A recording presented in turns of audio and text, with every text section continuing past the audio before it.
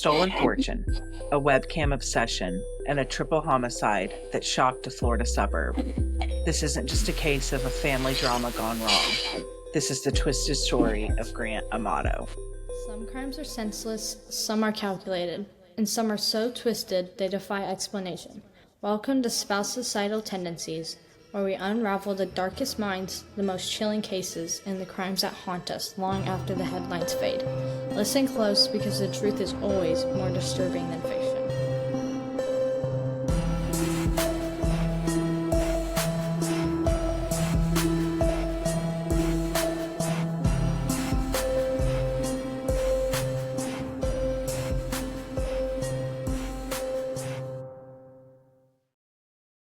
What's going on, guys? We're back for another episode of Spouse-icidal Tendencies.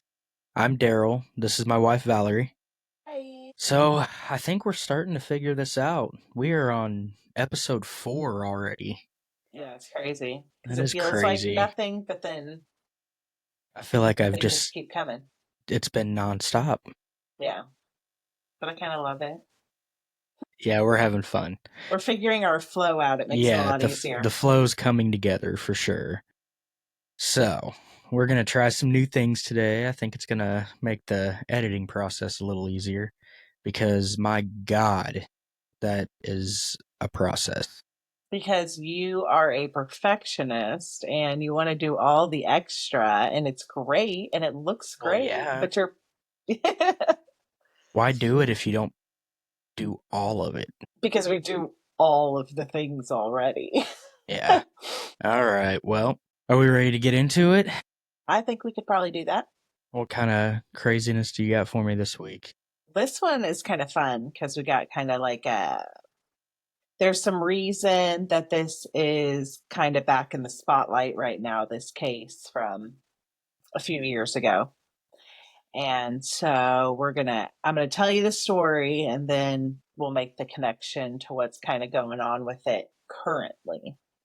Okay. It's pretty interesting. So this is an older story, a couple years, you said? Yeah, this is, it's a few years. Man, I feel like I should just know this. You put me on the spot. So it's 2019. Get your shit together. It's been 6 years. 6 years. All right. Yes. Well, are you going to tell us who it's about, or? I don't know. I thought maybe you could guess. Tell me. This one is about Grant Amato. Okay. I'm going in blind here. Is that how we're going to keep it? We'll just let you be blind. I told you already, is if we don't do episodes about serial killers, I really have nothing. Unless it's some random true crime documentary that I've heard you watching in the background and I've picked up bits and pieces of. A 4:30 a.m. Yes. Station. You are never going to believe the TikTok I just saw. I probably should just wake up with my phone in my hand ready to record your nonsense at 4 a.m. Gosh, that is like, you're the lucky one that you get that. We're not sharing that with the rest of the world. Like, I'm the lucky one. Yeah, for sure. I'm the lucky one that gets to deal with your shenanigans at 4:30 before I've even had my coffee. Yes. No, I feel like I need to share that with the world. I need to make that everyone's problem. I think we could write a book at this point. Probably.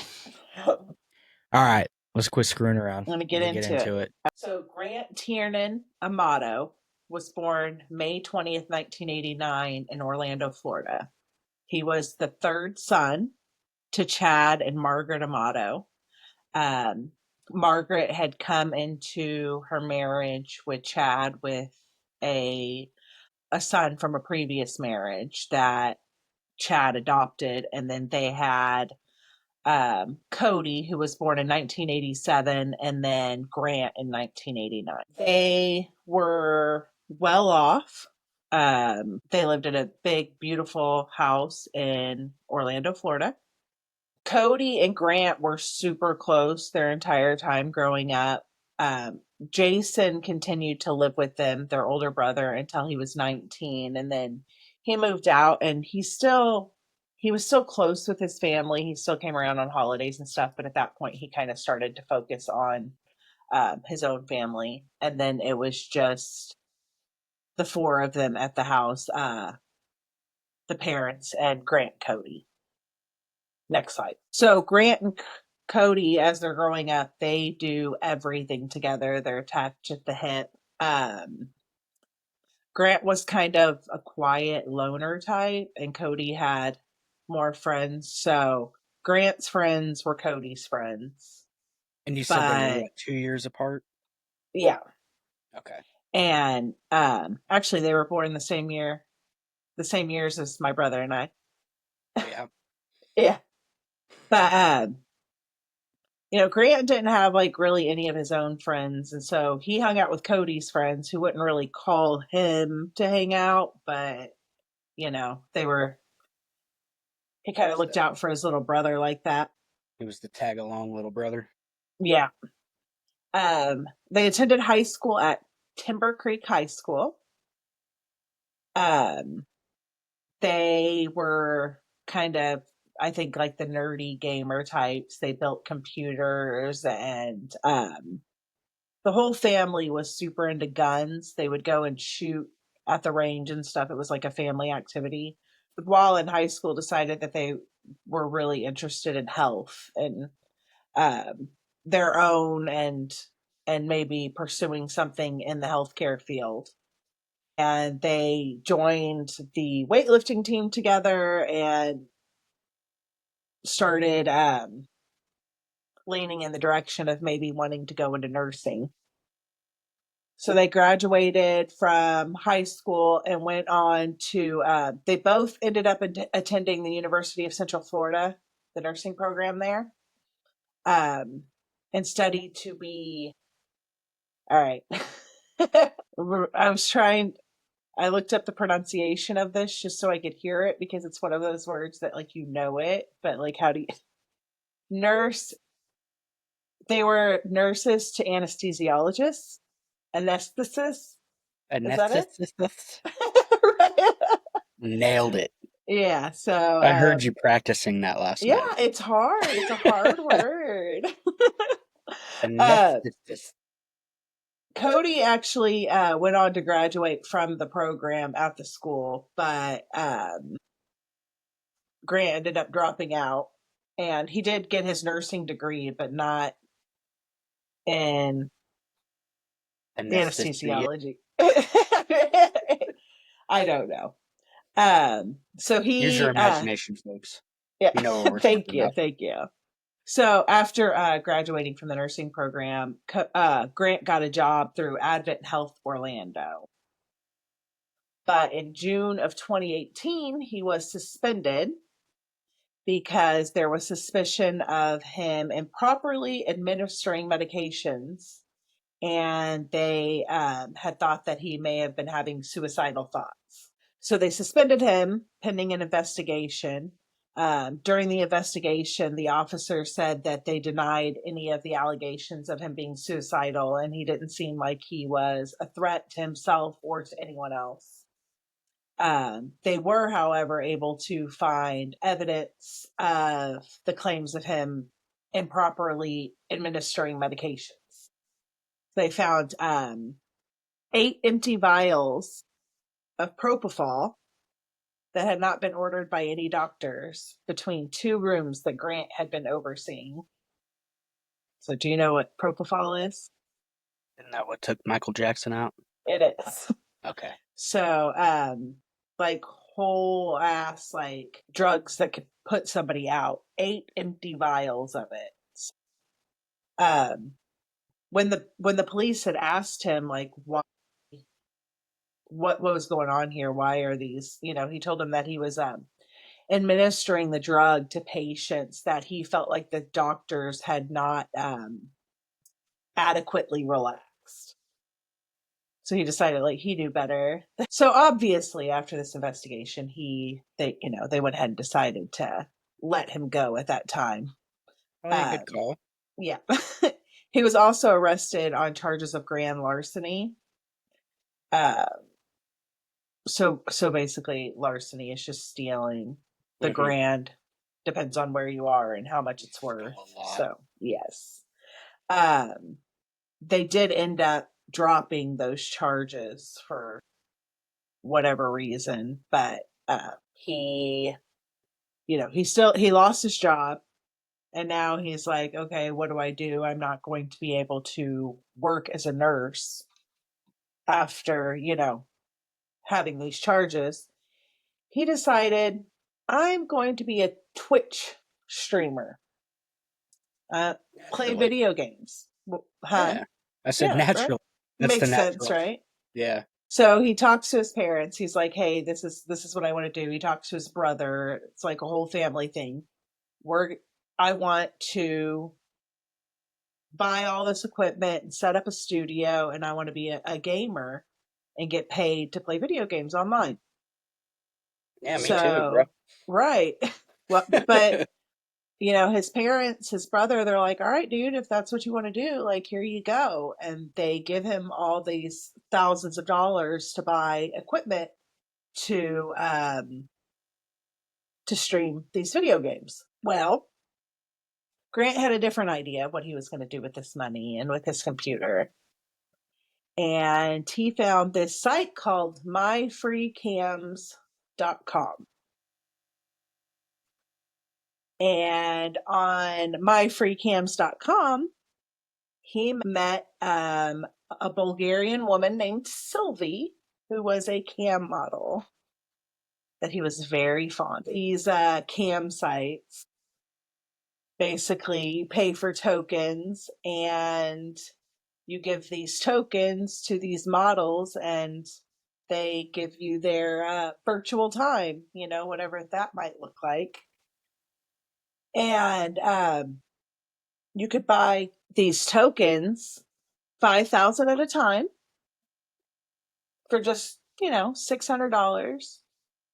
And at 90 tokens a minute, that can start to add up. So he gets on here and he tells old Sylvie, he's like, I'm this big time Twitch gamer. I make all this money playing video games, and I want to spoil you. And he would buy her lingerie and toys and send them to her and spend, 4 hours a day sitting in her room at, 90 tokens a minute. He was using the money that his parents had given him, but then he was also hacking into his parents' bank accounts, transferring money to his bank account, sending money directly to her, like all of this I would under this. fuck a kid. And he's just telling his parents, like, I've got to put this money in. I've got to promote myself. I've got to get out there. And Sounds like he's trying to get in there. we could go to those other The slides. strippers don't like you, bro. I'm Right. starting to tell you. Yeah. But that's how they get the money. They make them think, that they're in love and that, Well done, that Sylvie. you're special. So in just a few short months' time, Grant has spent over $200,000 Yeah, I bet. of his parents' money to Sylvie. Get it, girl. He told his parents, as soon as I get out there, as soon as I get all this promotion, like all this money is going to come rolling back in, and I'm going to be so successful. I don't know, like, at what point this was going to end for him, because when the money never comes, like, it just doesn't seem like he planned this out very far in advance. So. No, there was not a lot of thought put into this life plan. All right, so Grant doesn't really, he's not working. He has no money coming in, all this money going out. So as far as like paying bills or doing anything, like he's not. And so Cody is floating his brother for everything. He's taking care of him. He's paying his bills. He's making sure he's taken care of. In December of 2018, Cody and Grant and their friend Jericho decide they're going to take a trip to Japan to an anime convention out there. They were all super into anime, and Yes, they are. right, yeah, fits. And of course, Grant can't afford to pay for his trip, so Cody foots the entire bill. They go, they have a good time, they meet people, they, The last day that they're there before they go to leave, Cody and Jericho decide they're going to go do some last minute sightseeing, just these last minute things that we want to see before we leave Japan. Grant tells them, I'm not feeling well. I'm going to stay back at the hotel and sleep while you guys go do what you do. Well, while they're out, Jericho gets a phone call from his parents and they're like, hey, you just had a $600 charge on your credit card. Like, what is this about? Like, why are you spending this kind of money? Oh. So apparently, Jericho had left his wallet in the room, and Grant took the credit card and he found himself a little internet cafe. And he went and he spent some time with Sylvie. So they get back home from Japan and everything blows up. Obviously, the parents and Jericho are upset. They're, what are we going to do about this? Like, are they going to press charges? Basically Chad tells Grant, like, it's fine. Like, whatever trouble you're in, I'll get you out of it. I'll pay for it. Don't, we need to get you help, whatever. It either way, it's a big fight. Grant's upset. He takes off. And his mom, obviously she's worried. He's left. He's upset. So she calls the police and she says, my son's taken off and I'm kind of concerned that he might be suicidal. They ended up finding out that he had gone to his aunt's house and she allowed him to stay there with her while things kind of cooled down. She said the entire Auntie. Right?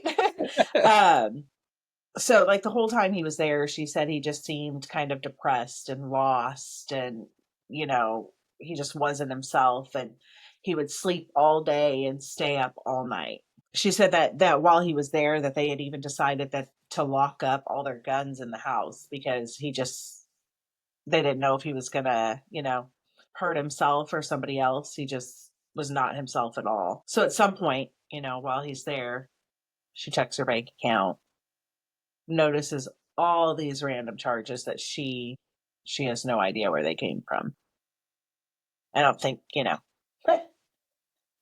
you already know. Yep. So they dig a little further, and not only has he stolen money from his aunt, he has stolen money from his uncle, from his grandparents, and also from one of his cousins. Damn. Let So her obviously, go, man. so obviously, like his sister or his aunt calls her brother, Grant's dad, and she's like, dude, like your kid just stole all this money from me. Like, what is going on? And at this time, like dad just breaks down. He's like, we just noticed this right before he left. Like he has a problem. He stole a bunch of money from us. And, it was like over $250,000, I think, total in debt. And just his parents alone they were over $150,000 in debt because of the situation.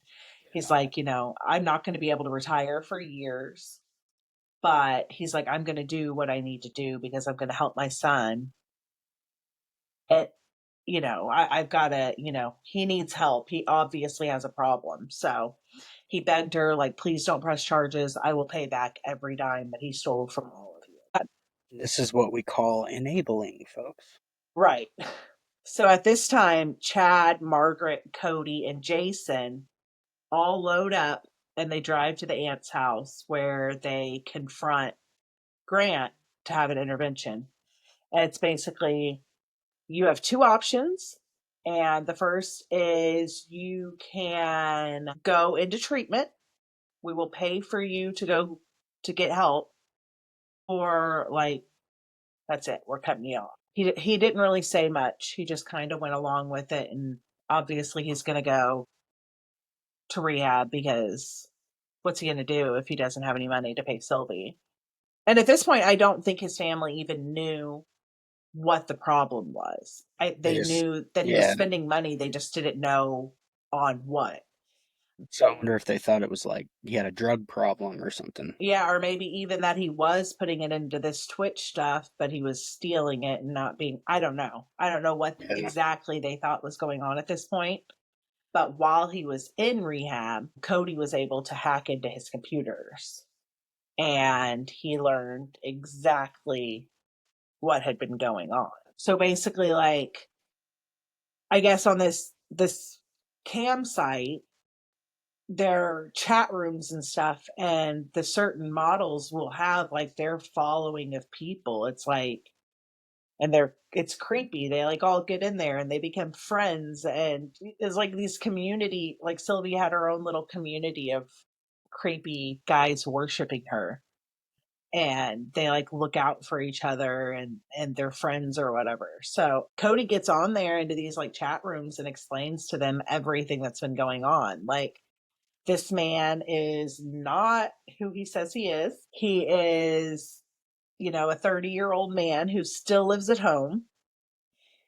He's been stealing money to pay and to feed into this porn addiction that he has, and basically asked everybody to not encourage it anymore. And Sylvie blocked him on the app at that time. So the family ends up there. They paid $15,000 for him to go into this rehab for 60 days. Yes. And in 2 weeks, he has manipulated the doctors into thinking that he's good to go. Like, he's all cured. Like, let me out. So his dad says, okay, you can come home, but there's going to be like this like huge ultimatum. Like, he wrote out like 8 pages handwritten with highlights and like exactly what he expected of Grant if he was going to be back at home. Like, no cell phone. If he did have a cell phone, it wasn't to have internet on it. He was not allowed to use the internet in the house at all at night. No computer in his room. He needed to get a job to pay off all the debt that he owed, and he was prohibited from having any contact with Sylvie. His dad told him, he's like, we're just trying to help you. We want what's best for you. We want, like, this isn't getting you anywhere. So, of course he's all mopey and he misses his lady, like he's heartbroken, and his mommy feels bad, like her baby's Oh, hurting. like you guys tend to do, right? Yeah. So she allowed Grant to use her cell phone with internet access, where he was able to get on Twitter and message Sylvie. And we're back to the enabling. Yes. So Dad found out, and on January 24th, 2019, things just blew up. He's like, we told you this was the rule. Like, you can't do that. Get out. So when Chad found out that Grant had been contacting Sylvie, he said that was it. You knew what the rules were. It turned into a big blow up fight. And this was on January 24th, 2019. In the middle of all this, Cody has to leave. He has to go to work. And the entire night, he's receiving texts between Grant and his dad about what's going on, and kind of, keeping tabs on the situation. He got done at work that night about 9:15, and when he finished his shift, he had told his girlfriend that he needed to go home and, quote, deal with some stupid shit. He leaves work, and then the next thing we know, January 25th, 2019, he doesn't show up to work the next day, which is completely out of character for Cody. He was always on time. He always had his phone with him. And that was like something that his coworkers had always said. They knew that they could always get a hold of him on his phone. Even if he was working and they had a question about something at work, they could text him, he would answer. They didn't waste any time and called the police. And the police ended up showing up at the Amato home at 9:17 a.m. They knocked on the doors, noticed that all the cars were in the driveway, but the doors were locked and the windows were covered with paper. So they couldn't see anything, and it just, with all the cars being there and stuff, and like everything being so out of character, they went ahead and were able to pick a door into the master bedroom and went into the house. From there, they went into the kitchen where they found Chad laying on the kitchen floor in a pool of his own blood. They had noticed that there was another pool of blood across the room, and there was like handprints where you could tell that he had crawled from one spot to another. His lunchbox was laying on the floor, like maybe he had just come home from work and was getting ready to, and there was chicken laying on the counter that was obviously there to thaw for dinner the night before. So he had been shot from behind, and he had a gun in a holster on his right hip. They went further into the house and found Margaret sitting at her desk in the office, slumped over her computer. She had a glass of wine sitting there that was untouched, and she had been shot in the back of the head. So next they go to the garage where they find Cody still in his work scrubs. He's laying in the fetal position, and he had also been shot in the head. He had a backpack right near him, and then there were 2 guns laying right near him and 4 bullet casings. So like upon like first glance at looking at the crime scene, it looks like a murder-suicide, that Cody had come in and killed his parents and then killed himself. But it didn't take long, looking into it a little more, that definitely was not the case. And that there's one thing missing from the home, and that is, the 4th person who lives there. Right. They end up tracking him down the next day. He was at a DoubleTree in Orange County. So there's body cam footage actually of this that you can find, where the police show up to Grant's room, and when they open the door, Grant is crawling around on the floor of the room and like on his hands and knees, and basically like puts his hands up and surrenders himself as the cops come in. At this time, he was not a suspect. They just wanted to come question him. He lived there too, and all these people. So it doesn't look very good. Yeah. So they took it back to the station and ended up questioning him over, 7 hours, just talking about what had been going on the last few months, the situation with the money and Sylvie, and his relationship with his family. He told them about the argument that he had gotten in with his dad the day before, and that his dad had kicked him out, and said that as he was packing to leave, that Cody had told him, like, don't worry. I promise you, like, I'm going to take care of this situation. I'm going to fix this. So he was already kind of setting up the idea at that point, I think, of the murder-suicide. Yeah. So, like, halfway through this session, Grant still hasn't asked why he's there. Nobody has told him his family is dead, that they're missing, that anything, like, nothing. They're just questioning him like that. And, he hasn't even asked, like, what am I doing here? Is my family okay? So, I mean, I think that, like, if the police came and picked me up and wanted to talk to me for 7 hours, Have a few questions. I would probably want to know why. So, I mean, personally, I wouldn't have gone with had I not been given like, nah, I'm good. I think I'm going to stay here. So at this point, about halfway through, several hours into interviewing him, they go ahead and pull out some pictures of the crime scene. And they say, so when you left your house last night, is this what your dad looked like? Is this what your mom looked like? Oh, shit. Is this how you remember your brother looking when you left? So like he gets really upset, he just saw pictures of his family dead, and he's the grieving, son and brother. But yeah, So he gets naturally. upset. Yeah.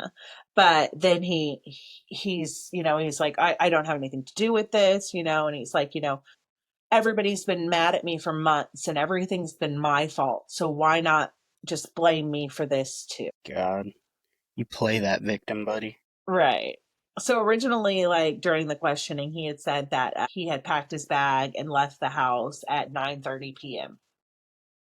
And then it changes, and he says that he didn't leave till 12:30 a.m. and that he slept in his car at a grocery store parking lot. And then after that, he went to a job interview that following morning. At the end of the questioning, they end up having Jason come in, his older brother, to talk to him.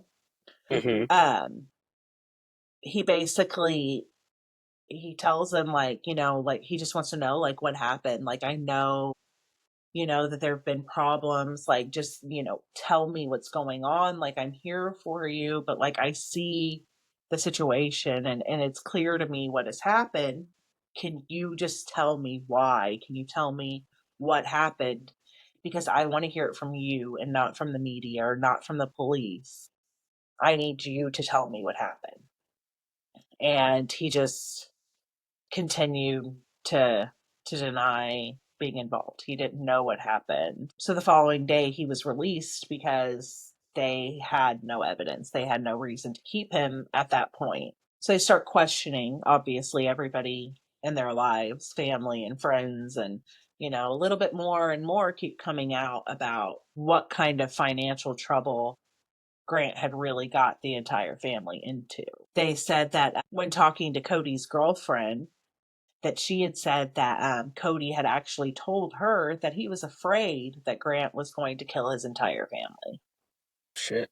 So at this time, like, they start to realize, like, there's absolutely no way this was a murder-suicide. They were able to completely rule it out. Just, I mean, it was easy. That where Cody was found in the garage, he was in front of, like, the door, and it was closed, and he was laying in front of it, but there was Like no he was walking blood. into the door.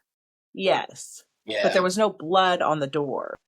So the door had obviously been closed Yeah. after he was shot. And he had obviously been moved because there was no blood near where his head was, but there was a puddle near his feet.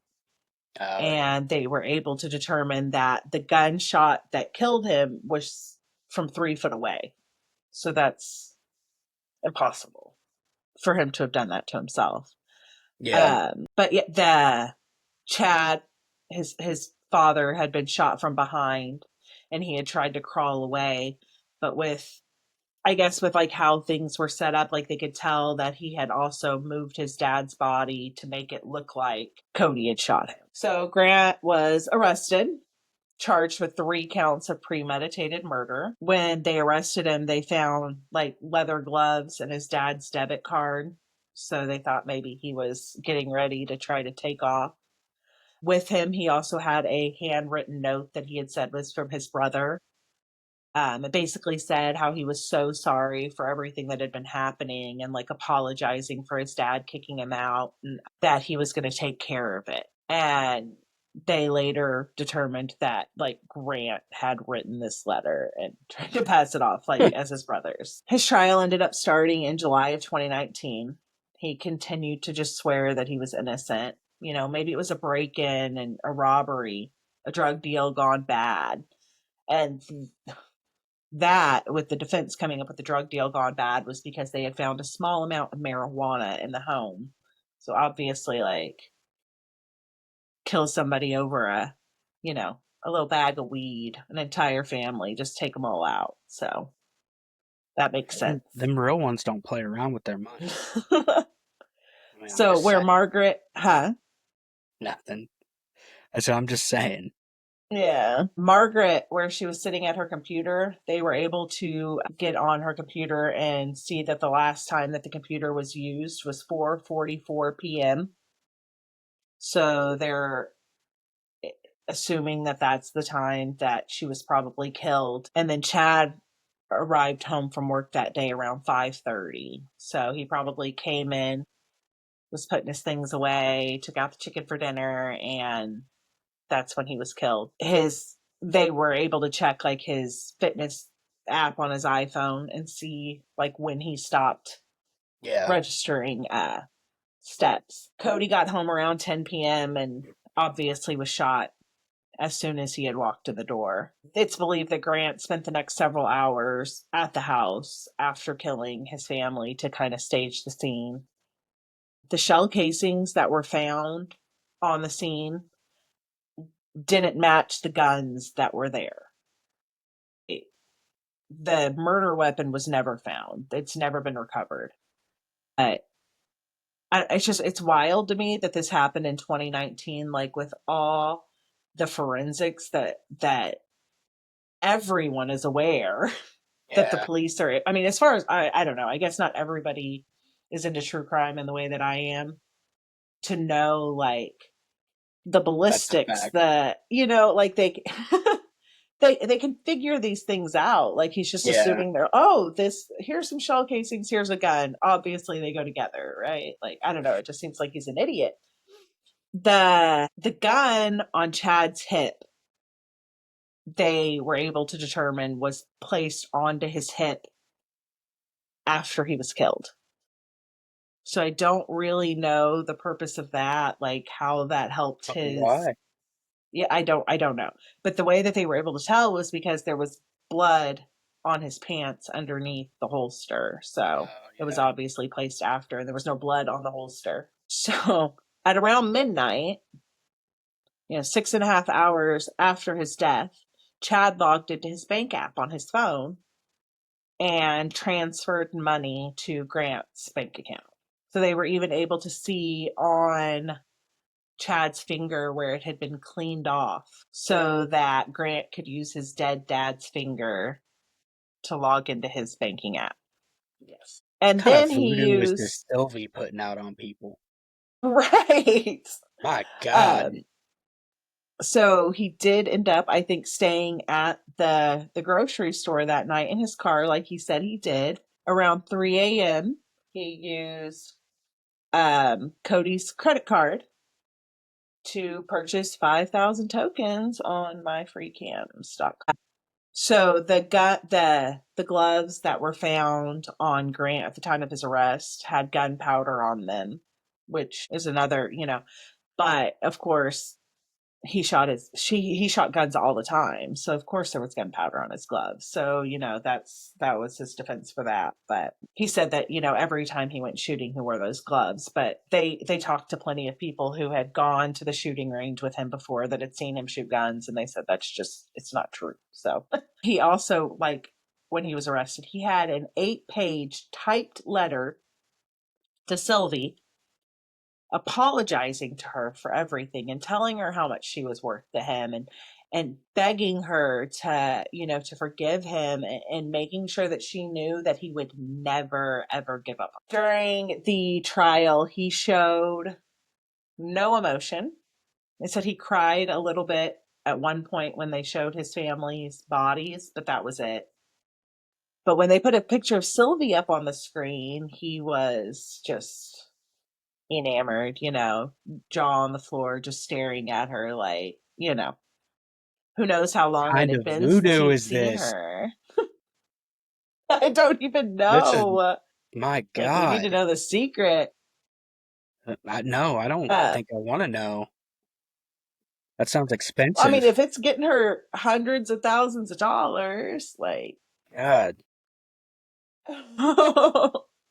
the jury ended up deliberating for 8 hours, and he was obviously found guilty and sentenced to life in prison. He is still claiming to be innocent. So, I promised you a twist and a turn here, right? A twist and a turn. Did you forget about that part? I did, actually. This one is back in the news big right now, like this month. Sylvie So, slung that voodoo around and got somebody else. this is a whole new voodoo, I think. Maybe she's the one that needs to get locked up. Jesus. Out here got guys killing people and shit. All right, so you seen Ghost Adventures? Yes. Aaron Goodwin. Do you know who that is? Oh, I that's not don't. That's not... I've seen the show, but not enough to know who that Okay, is so offhand. Zach's got the guy that he's always like, oh, let's send Aaron. Like anytime somebody needs to be go somewhere by themselves. You know, you got to go see how haunted this room is. Like, Okay. there's a violent ghost in this room. Go, Aaron, be by yourself in this room Do for it. a little bit, you know. Yeah. Anyway, so March 6th of this year, his wife, Victoria, was arrested for soliciting and conspiracy to commit the murder of her husband, Aaron Goodwin. This plot was discovered when Grant Amato's cell phone was confiscated in prison. Wait, what? So Victoria Goodwin and Grant Amato had been involved in a pen pal type text message relationship from prison since 2024. She decided to start writing Grant after watching a documentary about him. Yeah, so Trying to they get got. some of that. So yeah, they got close, and basically Girl. came down to she starts telling Grant, she's like, I want rid of him. I want to be with you. But there's no way he's going to agree to a divorce. We need to take him out. Shit. Yeah. So Grant had apparently a third party connection outside of jail that he had been in communication with, and had told him that Victoria was ready to pay somebody $11,000 with a $2,500 deposit to take her husband out. So all of this was documented through text messages. She had even asked Grant, like, do you think I'm a bad person because I chose to end his existence instead of divorcing him? Like, they had been married for like 3 years. So she is currently being held like in Vegas where they live on $100,000 bond. She basically is saying, that she didn't want her husband dead, that she was just daydreaming and fantasizing. Her marriage wasn't in a good place at the time and she felt lonely. But then now more recently, she's denied having any memory of the text between her and Grant. So since her arrest, Aaron has obviously filed for divorce, citing irreconcilable differences. I would say so. Yeah. And later he amended his filings to include claims of assault, false imprisonment, negligence, and is seeking over $10,000 in damages. So she appeared in court on March 25th and waived her right to a preliminary hearing. So basically she's saying, I know that you have enough evidence to take me to take this to trial. So she just went ahead and skipped that part of it. And she's scheduled back in court on April 8th for a status check, which I think will be the day that this episode releases, actually. Well, there you go. Look at Sure. this. Look at this crazy. Why does he crazy look like looking- that? I don't know. Do you think that that's how he ended up in the relationship? Do you think his co-host said, "Hey man, look at this crazy bitch. Go in there and see what's going on." It might be for real. Yeah. Or he's just fucked around with too many demons and got possessed, and here we are. I mean, Yeah. look at that. That's wild. Yeah. I like Aaron though. He's always been my favorite. Like, he cracks me up. He's funny. But yeah, it's wild. Grant's still Yeah. up to his bullshit in there. I didn't. Yeah. What the You didn't fuck? see any of it coming, right? You No. did a good job this time, huh? No. Yeah, you got me on this one. I honestly, I didn't see him killing his family over a porn addiction. I didn't think So, that's where that you was had no going. idea where this was going, right? No, I did not know that, like, that was where that led. It's wild, right? Yeah. Yeah, it's scary. Yeah, and it brings me back to my previous statement. What kind of voodoo does where's Sylvie at?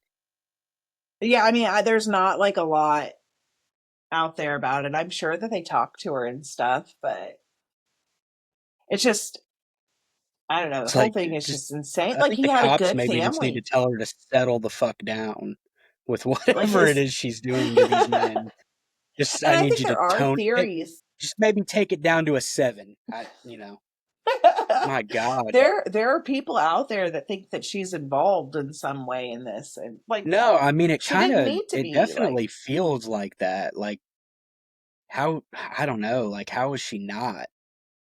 well, I think they were worth more to him alive than they were dead. He could have Yeah. continued to get money from them if they were alive. Yeah, and I mean, obviously they were going to They were continue to willing to enable him. pay. Yeah, They were yeah. willing to help him to. Yeah, I mean, his brother was constantly bailing him out. Like, hmm they were. His mommy. Yeah, that's what we do. Yeah, y'all need to get it Well, together. this is a little extreme. You know, Yeah. I'm hoping I'm not raising any murderers. I'm going to tell you this right now. If I start seeing $600 debits come out of my card, I'm going to fuck a kid up. I'm Yeah, just saying. I love them all, but I'm going to whoop that ass. wild. Yeah, that's crazy. God. It's a fun All one, right. right? No. Yeah, you got me this week. That was a good one. Yeah. So what do we got? Anything else? Is that the end of the story? I literally brought you up to. There is news about this episode that doesn't happen until the day the episode is released. What more do you That's want from me? I want to know. I want to know where Sylvie's at. Can you find that out for me? I don't think you need to know where No. Sylvie Yeah. is. Actually, never mind. Scratch that. Let's just leave Sylvie where she's at. Yeah. No, I'm good. Yep. All right, guys. That's all we've got for this week. Yeah, this was definitely a good one. So make sure you guys, like and subscribe on YouTube. We're on Spotify. New We episodes need every to get on Tuesday. Apple. We will get them on I know. Apple. I just got to show them how to do it. Yes, I have figured out how to do all the other things, but I have not yet figured out how to bring this to you wonderful people who only listen to Apple Podcasts. So, I got you. yeah, I'll do better, guys. I'm sorry. But hey, on the bright side, once it does hit, you'll have 4 or 5 episodes to binge watch. So, there's a plus. My procrastination is your plus. Right? Yeah, let's go. Okay. All right, guys. Well, I hope to see you again next week, and I hope everybody has a good week. Stay weird. Bye. Bye, guys. Next week on Spouse-icidal Tendencies, we're diving into the twisted tale of Sharon Kinney, a seemingly sweet Midwestern housewife with a deadly secret. One husband dead, a lover's wife murdered, and a trail of bodies that spans 2 countries. Oh, and did we mention she vanished from prison and was never seen again? Buckle up, because this one's got it all. Sex, lies, and a pistol-packing fugitive. You won't want to miss it.